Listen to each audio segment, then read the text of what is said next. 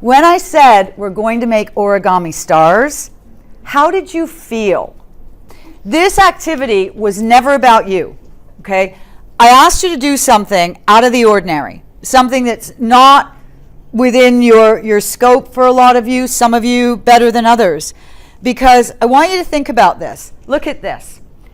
When I asked you to do this activity, some excited, some thought it was silly, some were worried. There was a lot of resistance. There was a lot of confusion. There was some not even interested. Some of you were like, what? Yeah, okay, so there's another good one. Skepticism.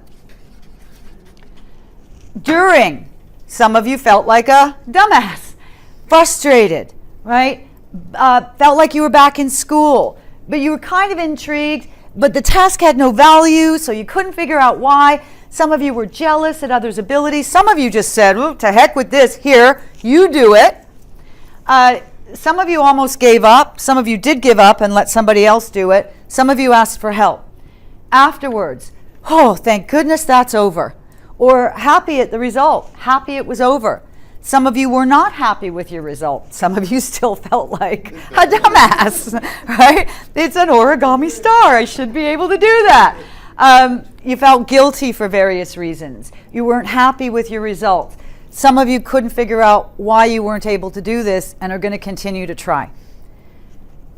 There's an awful lot of negative emotions on that page, are there not? Yeah. Okay, now I want you to think about this because here's the whole point of that activity. I was able to prompt all of those negative feelings and emotions and behaviors out of a group of very talented leaders in 5 minutes over something that doesn't matter. So what do you think happens to people when change comes to the organization? If I could cause you to feel this way in 5 minutes over something simple, what do you think happens when real change comes? And exactly as we talked about earlier, people go, uh-oh, right? What's going to happen to our jobs?